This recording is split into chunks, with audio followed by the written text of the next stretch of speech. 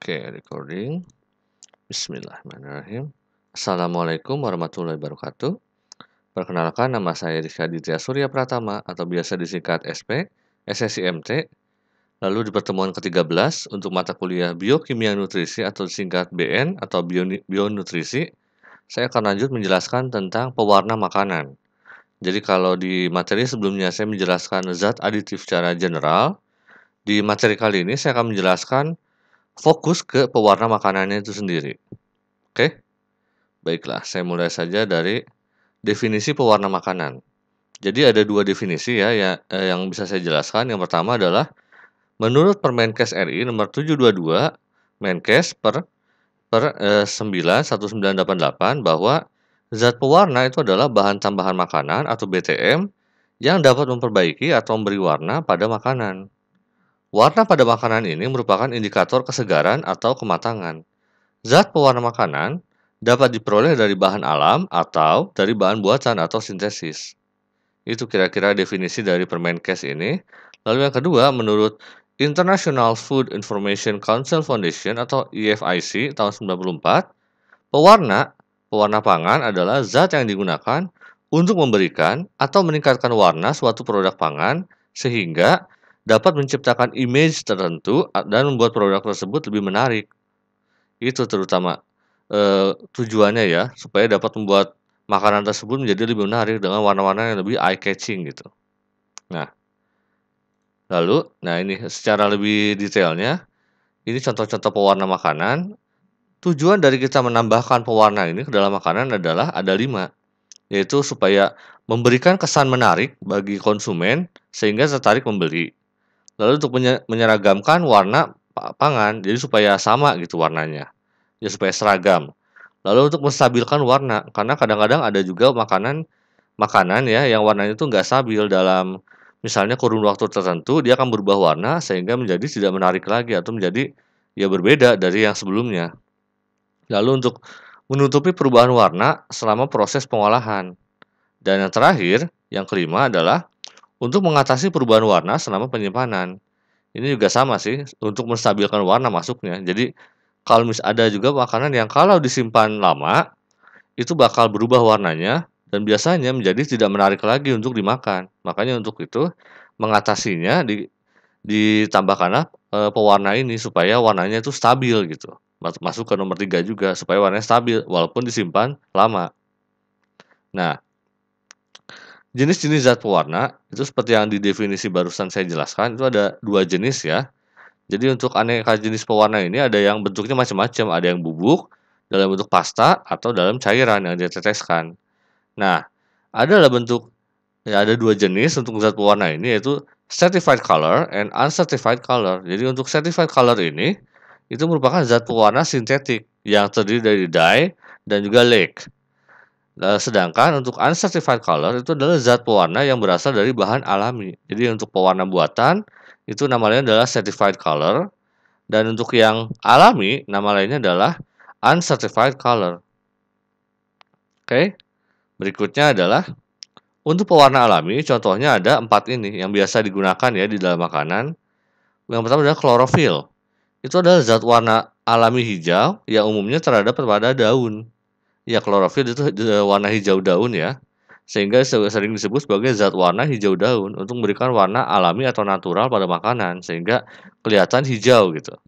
Oke. Lalu berikutnya adalah mioglobulin dan juga hemoglobin.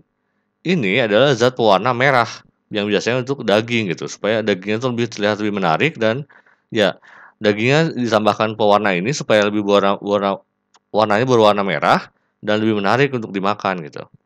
Lalu berikutnya adalah karotenoid. Itu adalah kelompok pigmen yang berwarna kuning, oranye, merah oranye yang terlarut dalam lipid. Ini bisa berasal dari hewan maupun tanaman, misalnya dari tomat, cabai merah, dan wortel. Jadi ini untuk memberikan warna merah atau kuning yang kemerah-merahan, sehingga bisa memberikan warna yang lebih cerah gitu dan lebih menarik untuk dimakan, untuk makanan tersebut. Lalu untuk terakhir adalah antosiamin dan antosantim, di mana warna pigmen ini untuk antosianin merah, biru violet, dan biasanya terdapat pada bunga, buah-buahan, dan sayur-sayuran. Oke, Ini misalnya contoh-contoh untuk pewarna alami yang biasa digunakan dalam kehidupan sehari-hari. Nah, berikutnya yang perlu kita bahas secara detail adalah pewarna sintesis. Jadi, ada dua macam untuk yang tergolong dalam certified color ini, yaitu dye and lake. Dye dan juga lake gitu ya. Di mana keduanya adalah zat pewarna buatan dan dua-duanya yang membutuhkan sertifikasi, di mana zat pewarna yang termasuk golongan dye itu telah melalui prosedur sertifikasi dan juga spesifikasi antara ditetapkan oleh Food and Drug Administration atau FDA. Sedangkan untuk zat pewarna lake yang hanya terdiri dari satu warna saja, itu tidak merupakan warna campuran, tapi sama, harus mendapat sertifikat, makanya certified color. Nah, dalam certified color ini terdapat spesifikasinya yang mencantumkan data-datanya, terutama keterangan mengenai zat pewarnanya, misalnya bentuknya apakah itu garam, lalu kelarutannya, dan juga residu yang terdapat dalamnya. Nah, berikutnya saya akan menjelaskan lanjut ya untuk pewarna sintesis ini. Pewarna dye. Jadi apa itu pewarna dye? Dye adalah zat pewarna yang umumnya bersifat larut dalam air dan larutannya tersebut dapat mewarnai si makanan tersebut gitu. Nah, biasanya pelarutnya selain air bisa dipakai gliserin, alkohol, dan juga propilen glikol. Dye juga dapat diberikan dalam bentuk kering atau padatan apabila proses pengolahan makanan itu ternyata menggunakan air. Jadi bisa dalam bentuk bubuk juga. Jadi bisa dalam bentuk bubuk, butiran, pasta, maupun cairan. Jadi fleksibel, penggunaannya itu tergantung dari kondisi bahan, dan juga kondisi proses, dan juga zat pewarnanya itu sendiri. Nah, kenapa butuh sertifikasi?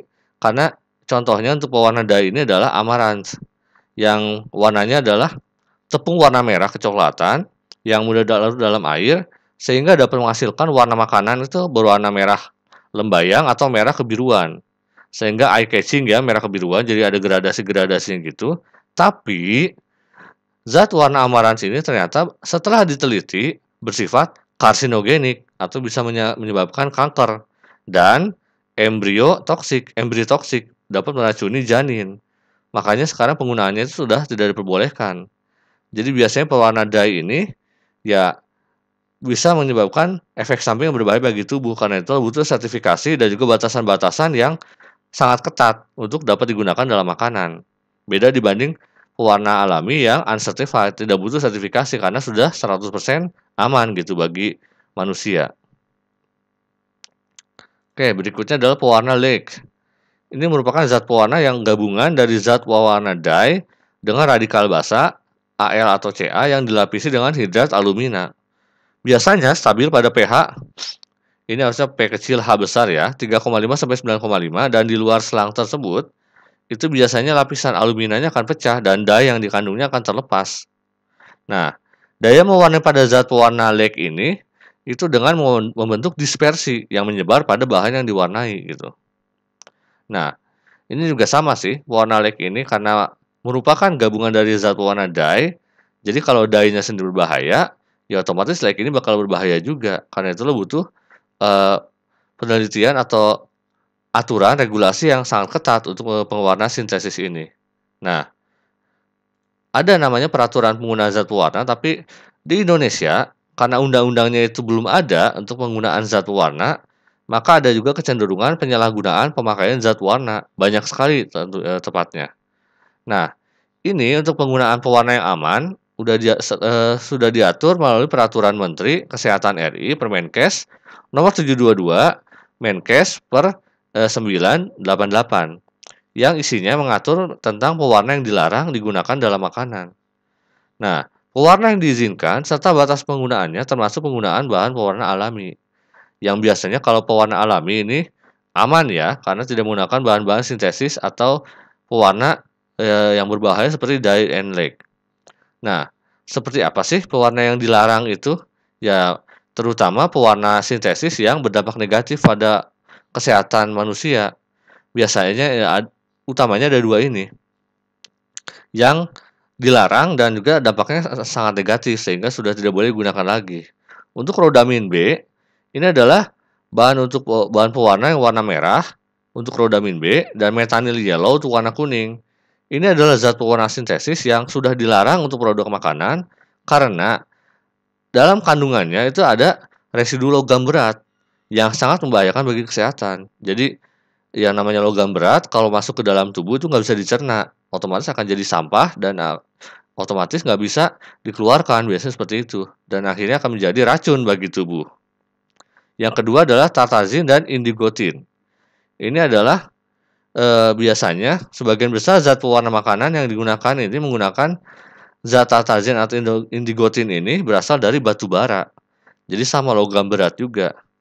Kedua zat ini merupakan racun bagi tubuh, di mana biasanya ditemukan pada jus minuman yang warnanya mencolok. Ya misalnya dulu ada tukang minuman abang-abang ya, yang menggunakan warna-warna yang mencolok, ada merah, biru kayak gitu. Itu kenapa sudah tidak ada lagi? Karena diindikasikan mengandung kedua ini, tartazin dan indigotin, yang ditemukan dari batu bara. Lalu ada juga dalam bumbu masak, bahkan beberapa jenis keju, yang tentunya secara peraturan itu sudah dilarang. Jadi kalaupun ada yang masih menggunakan seperti ini, itu merupakan ilegal. Itu kira-kira untuk zat pewarna yang sudah dilarang, atau misalnya beberapa jenis zat pewarna yang sudah berdampak negatif bagi tubuh sehingga penggunaannya dilarang dalam makanan gitu. Oke. Itu saja mungkin yang bisa saya jelaskan untuk pewarna ini. Terima kasih banyak sudah menonton video ini sampai sini. Jangan lupa klik like, komen, dan juga subscribe channel saya ini ya. Wassalamualaikum warahmatullahi wabarakatuh.